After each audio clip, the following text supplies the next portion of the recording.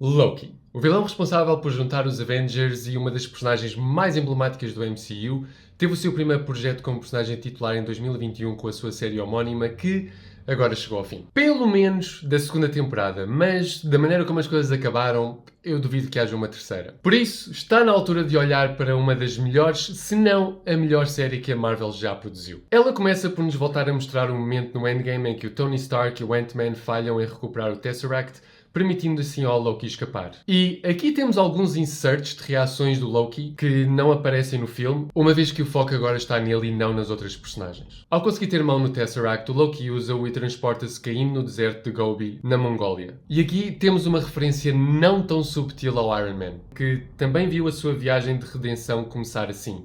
Para mim, este momento fica um bocado estranho se o pusermos em seguimento à Batalha de Nova York, onde o Loki é uma personagem inteligente, séria e ameaçadora, e ao fazer esta corridinha para se pôr a um nível de superioridade é um bocado ridículo. Por exemplo, na cena na Alemanha não é o Loki que se tem de pôr mais alto, são os outros que se têm de ajoelhar. Eu percebo que mais à frente isto vai ser uma questão entre o Mobius e o Loki e que o Loki só está a fazer isto para se sentir superior aos outros, mas porquê é que antes ele tinha uma presença poderosa e agora não? Pode ser por ter sido derrotado, mas ele continuou com a mesma postura nos filmes seguintes, por isso não parece. Não sei quanto a vocês, mas para mim este Loki não é o mesmo Loki que tivemos em 2012 e era suposto ser. E já que estamos a falar de supostos, o Loki não era suposto ter escapado em 2012 e isso leva a TVA, Time Variance Authority, apareça para o prender, cuja função é apanhar as variantes temporais e apagar as novas realidades que elas criaram, de forma a preservar a linha sagrada, eliminando uma potencial guerra multiversal? Bem, uma guerra entre vários universos. O Loki passa então pelo processamento que parece só existir para efeitos cómicos. Alguma vez nos é explicado porque é que a TVA apanha as variantes? Porque é que não as apaga logo? A grande teoria online é que eles as capturam para depois lhes apagarem as memórias e as variantes ficarem a trabalhar lá, tal como fizeram com todas as outras que lá trabalham, mas a grande questão aqui é que as variantes que já estão na TVA, elas não sabem que apagar a memória faz parte do procedimento. Porque elas não sabem que isso lhes foi feito a elas nem aos seus colegas. Por isso, não faz muito sentido. Até porque essa é uma das grandes revelações da primeira temporada. Por isso, se não capturam as variantes para as integrarem na TVA, porquê é que as capturam? Mas pronto, ele é processado, julgado pela Renslayer por ter feito uma coisa que ele nem sequer sabia que era possível, é sentenciado a ser apagado quando o Agent Mobius intervém e o interroga sobre o que é mesmo importante para um Loki. Ele mostra tudo o que iria acontecer na vida do Loki a ele, o que o faz perceber que nunca houve nenhum propósito glorioso, apenas uma tentativa de se fazer sentir mais do que aquilo que realmente é. É então que, depois de despido qualquer sentido para a sua vida, o Mobius lhe pede ajuda a apanhar uma das suas variantes que tem atacado os Minutemen. Não sou esses.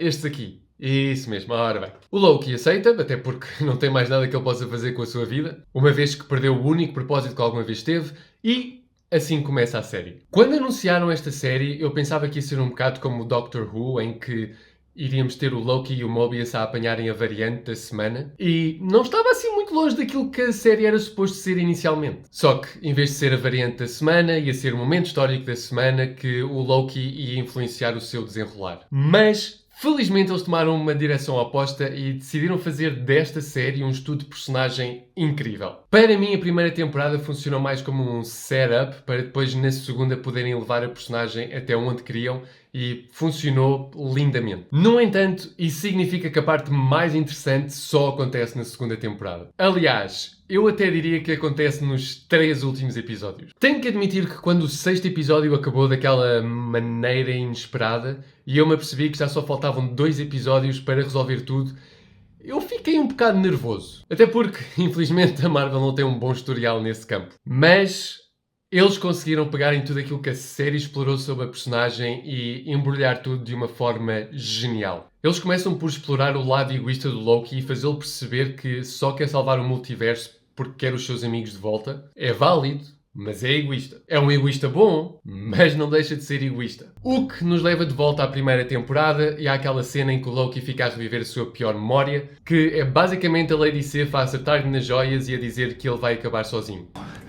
I hope you know you deserve to be alone and you always will be. E depois, nestes episódios, o Loki é colocado numa posição em que tem de salvar o multiverso e por mais que ele tente salvá-lo e aos seus amigos, nada funciona. Fazendo o Loki perceber que a única forma de salvar toda a gente é sacrificando-se. Ele cumpre o seu desejo de ter os seus amigos, mas nunca mais os vai poder ver. Por eles, o Loki aceitou viver o seu pior medo e é lindo ver uma personagem como ele passar por esta transformação. Outra coisa que também adorei sobre o final foi o facto de terem dado tempo para o Loki esgotar as suas possibilidades de salvar o multiverso. Não foi uma coisa apressada do género tentei, não funcionou, bem, vou ter que me sacrificar. Não, ele tentou mesmo tudo. E nós vemos-lo a tentar tudo de uma maneira que depois, quando ele se sacrifica, nós sabemos que não havia outra solução. Ao contrário de quando o Tony Stark se sacrificou para derrotar o Thanos, em que a única garantia que nós tínhamos de que aquela era a única solução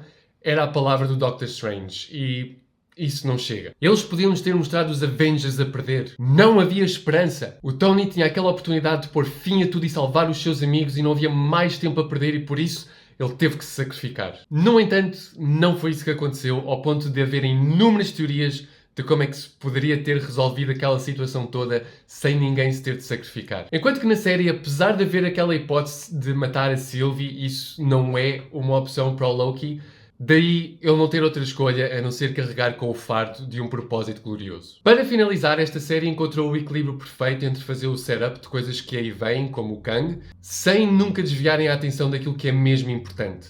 As suas personagens. E é disso que eu sinto que a Marvel perdeu um bocado a noção com os seus últimos projetos. Felizmente, esta série foi uma exceção. Mas e vocês? O que é que acharam desta série? Concordam que é a melhor série da Marvel até hoje? Gostaram daquilo que eles fizeram com o Loki? Têm outra preferida? Deixem os vossos comentários em baixo. Se gostaram deste vídeo, deem um like e subscrevam o canal.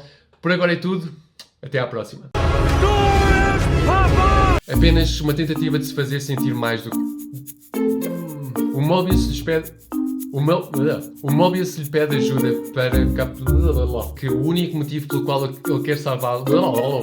Por eles, o Loki aceitou.